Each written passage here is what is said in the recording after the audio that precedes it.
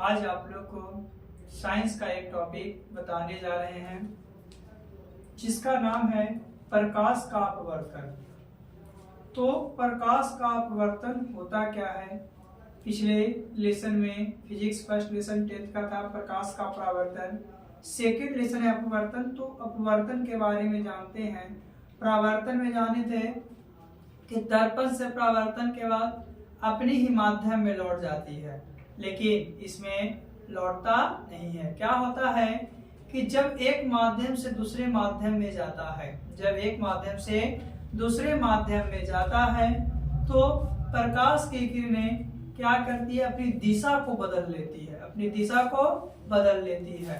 तो उसी चीज को हम लोग प्रकाश का अपवर्तन कहते हैं। यानी कि प्रकाश का अपवर्तन कहने का मतलब है जब प्रकाश की किरण एक माध्यम से दूसरे माध्यम में, और माध्यम कैसा होना चाहिए? पारदर्शी होना चाहिए। पारदर्शी कहने का मतलब जिससे प्रकाश पार कर सके। तो जब एक माध्यम से दूसरे माध्यम में जाती है तो उनके दिशा में, डायरेक्शन में चेंजिंग आता है। इस चीज को प्रकाश का अपवर्तन कहते हैं। जैसे एक फिगर के माध्यम से समझते हैं। ये एक आपका बना रहे हैं, एक आपका क्या है ना, वह बॉक्स है, उसके अंदर आपका क्या है कि सघन माध्यम है। क्या है? सघन माध्यम। और अगर बाहर है तो विरल माध्यम, बाहर है तो विरल माध्यम। तो विरल माध्यम और सघन माध्यम कहते किसको है? विरल माध्यम और सघन माध्यम कहते किसको है? तो विरल माध्यम कहने का मतलब क्या है कि जिसमें प्रकाश का वेग अधिक होता है, जिसमें प्रकाश का वेग अधिक होता है उसे विरल माध्यम। क्वेश्चन पूछता है कि जिसमें प्रकाश का वेग अधिक होगा उसे क्या कहेंगे? तो उसे विरल माध्यम कहेंगे। और जिसमें प्रकाश का वेग कम होगा उसे सघन माध्यम के नाम से जानेंगे। तो देखिए ये बॉक्स के बाहर है तो आपका क्या है कि आपका वायु, ऊपर में क्या हो गया? आपका वायु है और यहाँ मानते हैं पानी है। क्या है? पानी है। तो वायु जो होगा विरल माध्यम के अंतर्गत आएगा, क्योंकि वायु में प्रकाश का वेग अधिक होता है, लेकिन पानी में प्रकाश का वेग क्या होता है? कम होता है। मानते हैं कि अगर विरल माध्यम से अगर कोई प्रकाश आती है, अगर कोई प्रकाश आती है तो विरल माध्यम में प्रवेश करने के बाद क्या होती है? क्यों अभिलंब की ओर आती है। क्या होती है? अभिलंब की ओर। अगर इसमें ये लंब को डाला जाए तो ये अभिलंब कहलाता है। क्या कहलाता है? अभिलंब। तो ये अभिलंब की ओर आया, लेकिन जैसे ही सघन माध्यम से विरल माध्यम में जाता है तो अभिलंब से दूर हटता है। किससे? अभिलंब से दूर हटता है। यानी कहने का मतलब यहाँ से क्वेश्चन पूछता है कि जब सघन माध्यम से विरल माध्यम में प्रकाश जाता है तो क्या होता है? तो सघन से विरल में जाएगा तो अभिलंब से दूर भागेगा, लेकिन जब विरल से सघन में आएगा तो अभिलंब की ओर जाएगा। तो यहाँ से दो क्वेश्चन पूछता है कि पूछता है क्या कि प्रकाश की किरण जब सघन माध्यम से विरल माध्यम में जाती है तो किस ओर जाती है? तो सघन से विरल में जाएगी तो विलंब से दूर भाग जाएगी, जैसे कि यहाँ भाग रहा है। लेकिन वही जब विरल से सघन में आएगी तब विलंब की ओर आती है। ये दो कंडीशन होता है। तो इसी के माध्यम से आपका प्रकाश के अपवर्तन को दो नियम है। प्रकाश के अपवर्तन के दो नियम है। पहला है कि आपतन कोण और अपवर्तन कोण। आपतन कोण कहने का मतलब क्या होता है? आने वाली किरण। अपवर्तन कोण है कि एक माध्यम से दूसरे माध्यम में जाने वाली किरण। तो आपतन कोण और अपवर्तन कोण तथा आपतन बिंदु पर डाला गया अभिलंब जो होता है तीनों एक ही तल में होता है। और दूसरा होता है आपतन कोण की जया अपवर्तन कोण की जया के बराबर होता है, जिसे स्नेल के नियम कहते हैं। कौन सा नियम कहते हैं? स्नेल का नियम कहते हैं। यानी कि प्रकाश के अपवर्तन के दूसरे नियम को स्नेल का नियम कहा जाता है, जिसे म्यू बराबर साइन आई बटा साइन आर के से डिनोट किया जाता है। एक अपवर्तनांक होता है। एक क्या है आपका?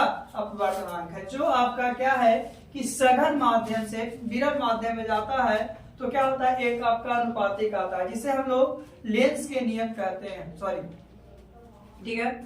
आगे हम लोग जानते हैं कि साइन आई बटा साइन आर क्या है? तो साइन आई बटा साइन आर जो है आपका एक अपवर्तनांक होता है, जिसे म्यू के द्वारा सूचित किया जाता है। किसके द्वारा? म्यू के द्वारा। तो स्नेल का नियम उसे कहते हैं। यानी कि प्रकाश के अपवर्तन के दूसरे नियम को स्नेल का नियम कहा जाता है। स्नेल का नियम कहने का मतलब है जैसे साइन आई बटा साइन, एक पूछता है कि निम्न में से कौन सा कथन सही है, लिखिएगा साइन आई बटा sine i into sine r, sine i बटा साइन आर, और फिक्स भी दे सकता है तो उसमें साइन आई बटा साइन आर होता है जो एक नियतांक होता है, उसे स्नेल का नियम कहते हैं, जो प्रकाश के अपवर्तन के दूसरे नियम से प्राप्त होता है। पहला क्या था, आपतित किरण, अपवर्तित किरण और आपतन बिंदु पर। देखिए आपतित किरण आने वाली किरण आपतित, और इसी माध्यम से दूसरे माध्यम पार हो रहा है तो अपवर्तित हो जाएगा। प्रवर्तित कब कहते हैं, जब रिटर्न होता है तब, लेकिन इसमें प्रवर्तित नहीं होता है, इसलिए आपतित किरण, अपवर्तित किरण और आपतन बिंदु पर डाला गया, जब तीनों एक ही समतल में होते हैं। दूसरा, आपतन कोण की जगह अपवर्तन कोण की जगह के बराबर होते हैं, एक नियतांक होते हैं। क्या होते हैं, एक नियतांक होते हैं जिसे स्नेल का नियम कहते हैं और उसे साइन आई बटा साइन आर के नाम से जानते हैं। आगे हम लोग देखते हैं तो प्रकाश के अपवर्तन के दो नियम हो गया। प्रकाश के अपवर्तन के कितना नियम, दो नियम। एक क्वेश्चन पूछता है कि प्रकाश के अपवर्तन के कितने नियम है, तो कितने नियम, दो नियम है, और प्रकाश के प्रवर्तन के भी दो नियम था। आगे हम लोग जानते हैं इस लेसन में थोड़ा सा लेंस के बारे में। लेंस होता कुछ है, तो लेंस जो है एक पारदर्शक पदार्थ का टुकड़ा है। लेंस एक क्या है, पारदर्शक पदार्थ का टुकड़ा है जो दो निश्चित ज्यामितीय सतह से घिरा है, जो दो निश्चित ज्यामितीय सतह से क्या है, घिरा, उसी को लेंस कहते हैं। और लेंस जो है दो प्रकार के, कितने प्रकार के, दो प्रकार के, एक उत्तल लेंस और एक अवतल लेंस। उत्तल लेंस किसको कहते हैं और अवतल लेंस किसको कहते हैं, तो उत्तल लेंस कहने के लिए जिसका बीच का भाग मोटा होता है, ये जो है आपका उत्तल लेंस होगा, यानी कि वैसा लेंस जिसका बीच का भाग मोटा है और किनारों का भाग पतला है। किनारों का भाग क्या है, पतला है, उस चीज को उत्तल लेंस कहते हैं। और जिसका बीच का भाग पतला है और किनारों का भाग मोटा है, उसे हम लोग अवतल लेंस कहते हैं। उत्तल लेंस को अभिसारी लेंस कहा जाता है। ये भी क्वेश्चन पूछता है कि उत्तल लेंस को कौन सा लेंस कहते हैं, अभिसारी लेंस कहते हैं। अवतल लेंस को अभिसारी लेंस कहा जाता है। अवतल लेंस को अभिसारी, उत्तल को अभिसारी और अवतल को अपसारी लेंस कहा जाता है। क्यों कहा जाता है जो भी बताया जाएगा, लेकिन अभी हम लोग लेंस के बारे में जान रहे हैं। तो लेंस क्या जाने की एक पारदर्शक पदार्थ का टुकड़ा है जो दो निश्चित ज्यामितीय सतह से घिरा हुआ है, और ये दो प्रकार के हैं, एक उत्तल लेंस और एक अवतल लेंस। उत्तल लेंस कहने का मतलब बीच का भाग मोटा है और अवतल लेंस कहने का मतलब बीच का भाग पतला है। आगे उत्तल लेंस भी तीन प्रकार के, अवतल लेंस भी तीन प्रकार के होते हैं, जिससे आगे बताया जाएगा। तो उत्तल लेंस को अभिसारी लेंस कहते हैं और अवतल लेंस को अपसारी लेंस कहते हैं। आगे थोड़ा सा देखते हैं, इसमें आया था आपतित किरण। आपतित किरण किसको कहें, आने वाली किरण को आपतित किरण, और एक माध्यम से दूसरे माध्यम में जो किरण गया उसको अपवर्तित किरण कहेंगे। क्या कहेंगे, अपवर्तित किरण कहेंगे।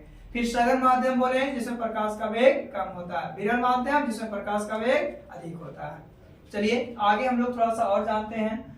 आपतित, देखिए ये जो एंगल है, ये दोनों में संबंध यही एक नियतांक होता है जिसे स्नेल का नियम कहा जाता है, जिसे एक को आई के द्वारा एक को आर के द्वारा डिनोट करते हैं, यानी साइन आई बटा साइन आर, साइन आई बटा साइन आर, जिसे स्नेल का नियम के नाम से जानते हैं।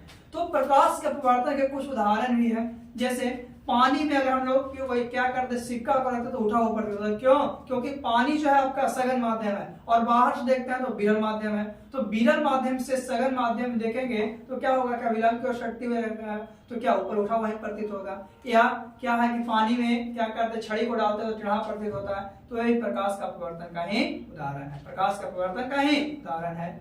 आगे हम लोग बात करते हैं लेंस के बारे में जाने। तो लेंस एक पारदर्शक पदार्थ था जिसका दो निश्चित ज्यामितीय सतहों से घिरा हुआ, तो उसी को क्या कहते थे, लेंस कहते थे। दो प्रकार का था, उत्तल लेंस और अवतल लेंस। उत्तल को अभिसारी और अवतल को अपसारी लेंस कहते हैं। और फिर क्या आगे हम लोग जानेंगे किसके बारे में, उत्तल लेंस और अवतल लेंस के बारे में डिटेल जानेंगे। तो अभी नहीं, आगे हम लोग अगले वीडियो में जानेंगे उत्तल लेंस और अवतल लेंस के बारे में।